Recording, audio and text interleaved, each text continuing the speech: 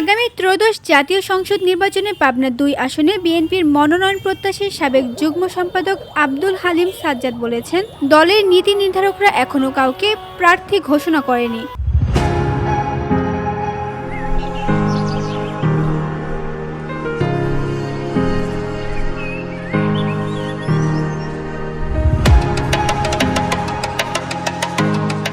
তিনি বলেন, যারা বলছে অমুককে সবুজ সংকেত দেওয়া হয়েছে তারা সমর্থকদের কাছে মিথ্যা দাবি প্রচার করছে। তৃণমূল নেতাকর্মীদের সঙ্গে নিবিড় সম্পর্কযুক্ত নেতাকর্মীরাই দলের ভবিষ্যৎ মনোনয়ন পাবেন। বৃহস্পতিবার দুপুরে পাবনার সুজানগরে মোটরসাইকেল শোভাযাত্রা ও লিফলেট বিতরণের মাধ্যমে জাতীয় সংসদ নির্বাচনের প্রস্তুতি কার্যক্রমে এসব কথা বলেন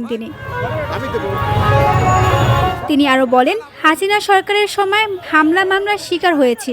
দুঃসময়ে দলের নেতাকর্মীদের পাশে থেকেছি।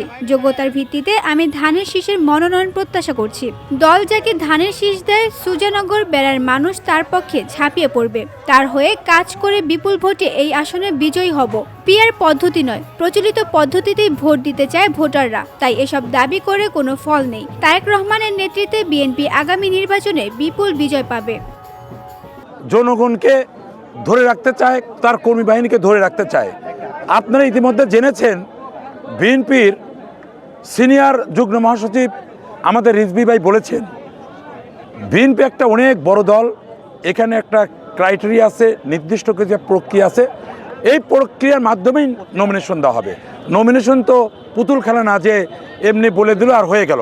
এখানে নমিনেশন ফর্ম তুলতে হবে, জমা দিতে হবে, তাদের কল করবে।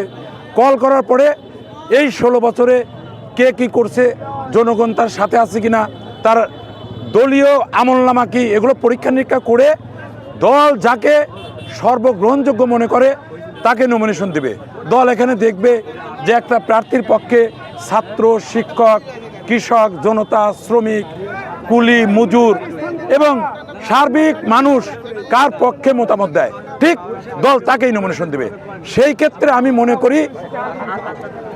এর আগে দুপুর 12টায় সুজানগরের পুরাতন স্টেডিয়াম মাঠ থেকে ব্যানার, ফেস্টুন ও মোটরসাইকেল শোভাযাত্রা শুরু হয়। শোভাযাত্রাটি নাজিরগঞ্জ, বাধেরহাট, কাশীনাথপুর, চীনাখড়া হয়ে পৌর এলাকায় এসে শেষ হয়। দলের ভারপ্রাপ্ত চেয়ারম্যান তারেক রহমানের দেয়া দেশ গঠনের 31 দফার প্রচার লিফলেটও বিতরণ করা হয়। শোভাযাত্রায় উপস্থিত ছিলেন সুজানগর পৌর বিএনপির সাবেক সাধারণ সম্পাদক আব্দুল সালাম মোল্লা, উপজেলা শ্রমিক দলের সভাপতি আব্দুল মান্নান মোল্লা, পৌর বিএনপির সাবেক যুগ্ম সাধারণ সম্পাদক মুজিবুর খান এবং দলের আরও নেতৃবৃন্দ। ভিওরি বাংলা নিউজ ডেস্ক।